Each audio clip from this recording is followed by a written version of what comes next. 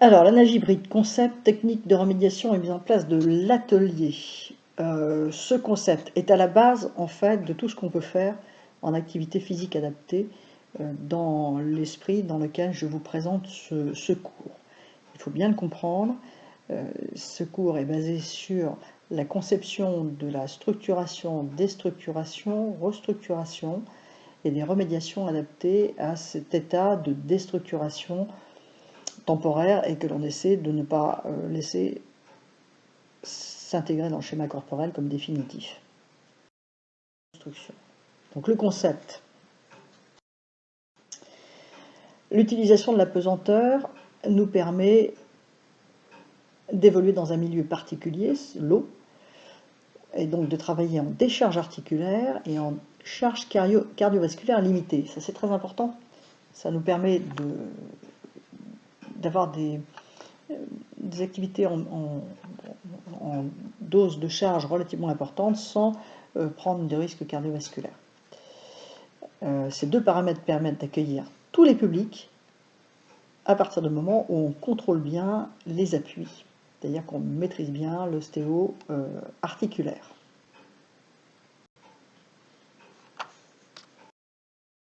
Alors la décharge articulaire, donc membre dos, on en a déjà parlé dans le cours précédent. On ne va pas gérer de la même façon cette décharge articulaire au niveau des membres et au niveau du dos, principalement des lombaires. La décharge cardiovasculaire, donc cœur-artère, elle est spontanément activée par l'horizontalité qui permet une décharge cardiaque et qui facilite le retour de l'eau du fait de cette horizontalité, mais principalement du fait de la pression de l'eau qui va réguler les pressions veineuses périphériques. Votre cours. La contrainte respiratoire est limitante pour les non-nageurs qui n'ont pas la maîtrise respiratoire sous-marine. Elle est limitante pour les anciens nageurs dont le schéma corporel a été modifié par la maladie et qui ont, ou bien qui ont une limitation articulaire ne leur permettant pas la rotation de la tête. Et puis évidemment, je ne l'ai pas mis là, mais tous ceux qui ont une limitation respiratoire tout court. Les cancers du poumon par exemple, ou les BPCO. Alors on peut la contourner de plusieurs façons. Par la nage sur le dos, bien évidemment, le visage hors de l'eau, pas de contrainte respiratoire. Ou bien par l'utilisation du masque intégral, publicité Décathlon à fond la forme gratuite, mais il n'y a qu'eux qui les font et c'est quand même un outil extrêmement précieux pour nos activités physiques adaptées dans l'eau. Maîtriser les appuis passe par la connaissance des contraintes articulaires mises en jeu par le mouvement. Donc là, attention, une évaluation individuelle de ces contraintes articulaires et de la capacité des gens à les contourner. Ce sont les limitations personnalisées du pratiquant qui peuvent faire partie de la prescription, mais que vous devez vous évaluer de façon très personnalisée en fonction de l'activité que vous proposez. Un respect indispensable des limitations anatomiques acquises, une fracture qui a enraidi une articulation définitivement, une amputation éventuellement, etc. Mais également le respect de la douleur. Toujours cette zone de confort qu'il faut avoir impérativement dans la tête. L'effort progressif doit se faire sur des mouvements indolores et des articulations mobiles. C'est pas la peine d'aller faire mal, hein, encore une fois. L'effort progressif doit mettre en décharge les articulations abîmées, de façon à ne pas les solliciter de façon douloureuse, doit respecter le potentiel cardiovasculaire et doit permettre aux pratiquants de pousser ses limites sans jamais rentrer dans le rouge. Hein, donc, être à l'écoute, écouter non pas les plaintes, mais les limitations. Il faut savoir susciter la remarque. Et ça, quand je fais ça, j'ai quand même un peu plus mal. C'est pas « ouh, aïe, aïe, je vais avoir mal dès que je vais faire ça ». Hein, donc, un bon coaching, ça veut dire qu'on suscite l'énoncement des limitations, mais pas les plaintes avant l'effort. La zone de confort. Alors celle-là, c'est incontournable. En sport, en activité physique adaptée, on ne fonctionne que dans la zone de confort. Elle est la limite de l'effort articulaire, musculaire et cardio-respiratoire. Elle doit être recherchée, perçue, respectée pour pouvoir la repousser. Alors, les techniques de remédiation. Équilibre ventral, bras le long du corps, consigne de battement. Voilà, regardez bien les diapos. Pas d'appui avant, pas de nécessité d'appui arrière. Le battement se transforme en pédalage de décharge articulaire pour les genoux, pour le rachis. Et permet de garder de l'intensité avec des contraintes articulaires minimum. Les bras en arrière permettent de garder un relâchement des épaules. Et on voit, vous avez des vidéos ailleurs, qu'avec la fatigue, le pédalage est plus net, signe qu'on garde quand même une bonne intensité du mouvement. Sans avoir une fatigue parasite des épaules et du dos. Là, la consigne, c'est de faire bouger les jambes. La zone de confort est parfaite. L'effet de décharge de l'eau agit à tous les niveaux lorsqu'on obtient l'horizontalité, tête dans l'eau, grâce aux masses intégrales. Cette zone de confort parfaite va se complexifier progressivement au fur et à mesure que les consignes vont s'ajouter les unes aux autres en gardant cette sensation de confort articulaire et respiratoire. Donc là, en avant, on va continuer à faire nos battements. On va augmenter la contrainte articulaire en demandant comme consigne de mettre les bras en avant. Là, on va avoir une contrainte articulaire au niveau du dos et des épaules. Cette contrainte est encore limitée par l'utilisation du masque intégral. Les appuis palmes sont descendants, le battement devient propulsif, mais il demande plus de force.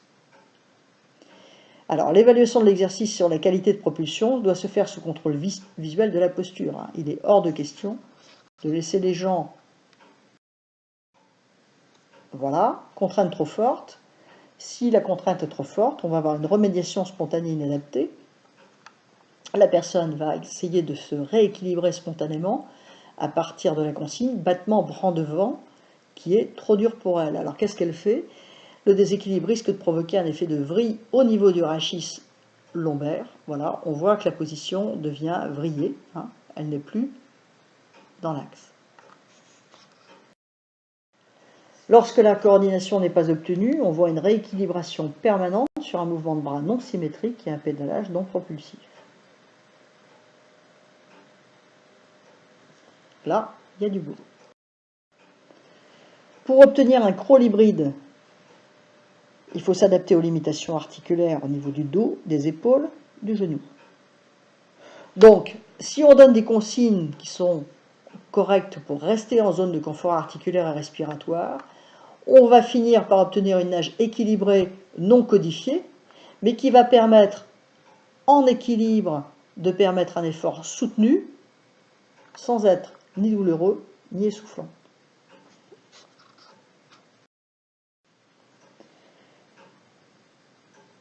Alors, après le battement, on va ajouter des consignes sur les bras, non seulement les mettre devant, mais on va avoir un mouvement de bras.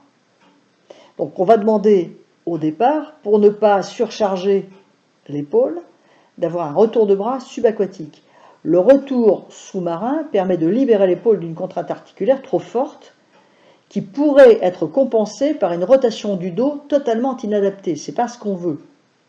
On veut que le dos soit au repos pour l'instant, pas de sollicitation dorsale. Donc, toujours avec notre masque intégral, on a un rachis cervical qui ne va pas bouger et une contrainte minimum de l'articulation de l'épaule en retour sous-aquatique. Le retour aérien du bras, alors, est une consigne qu'on peut ajouter secondairement pour voir si les gens sont capables de le faire. Donc là, vous allez vous trouver avec une accélération du mouvement, parce qu'évidemment, le retour sous-marin, il n'est pas performant. Mais ce retour aérien du bras impose une contrainte importante à la charnière cou-épaule, qu'il faut prendre en compte dans les limitations articulaires et douloureuses. J'en vois savoir le faire ou pas le faire. Donc si cette contrainte est trop forte, on va avoir une remédiation spontanée qui va être de rentrer le coude dans l'eau avant la main. La personne va abaisser son coude en le levant et va rentrer le coude, non plus le coude levé, la main en premier, mais le coude en premier et la main à plat. C'est pas très grave, mais il faut le voir. Dans cette consigne, de toute façon, l'important c'est d'obtenir un relâchement qui va contrebalancer l'étirement demandé. Le retour aérien permet d'intercaler des périodes d'étirement et de relâchement au mouvement de bras. Donc quand on arrive là, on a obtenu une nage hybride qu'on aura adaptée aux limitations articulaires et cardio-respiratoires, avec un battement qui va être un battement plus ou moins de pédalage de décharge, une tête toujours dans l'eau, grâce au masque intégral, et un mouvement d'épaule avec un retour qui va être plus ou moins aérien, en fonction également des possibilités articulaires de l'épaule, et qui s'est ajouté secondairement au battement.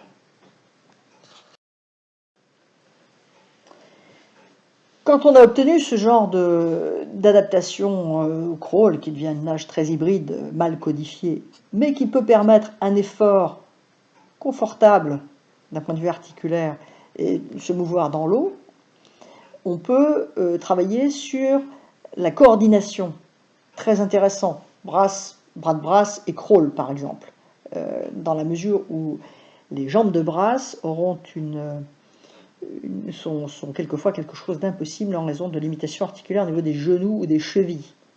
Donc c'est un exercice de coordination difficile, relativement ludique, qui, chez les mauvais nageurs ou non-nageurs, peut devenir tout à fait intéressant parce qu'une nouveauté, de même et chez les nageurs, eux ils ne sauront pas le faire, donc c'est aussi une nouveauté, on peut les faire travailler comme ça, ils ne seront pas en échec devant leur crawl habituel, qu'ils n'arrivent plus à faire. C'est un nouvel exercice, une nouvelle nage qu'ils vont être obligés de découvrir.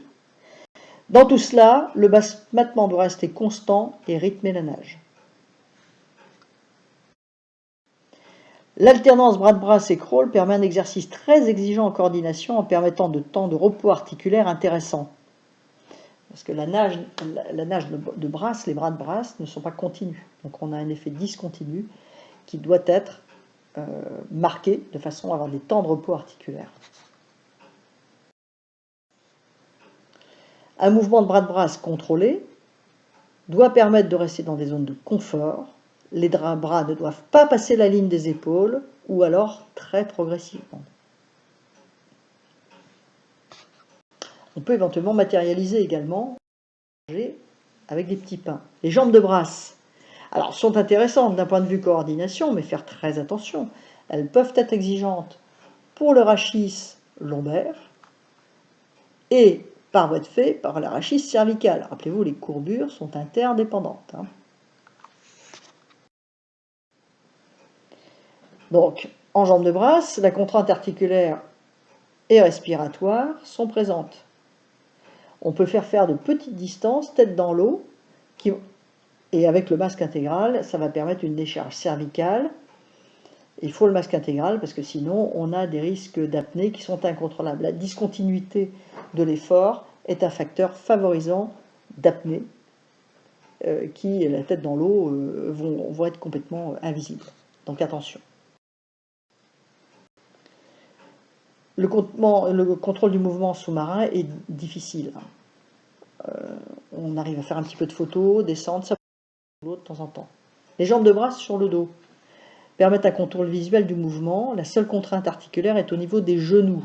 Évidemment, on peut la contourner en demandant un écartement des genoux au minimum et simplement remonter les genoux vers la poitrine, mais ça, quelquefois même, c'est difficile.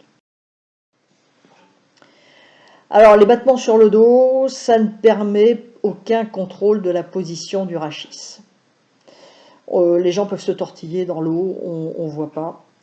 Et on ne le voit pas. Donc, nous, on préfère très nettement les battements ventraux avec le masque intégral.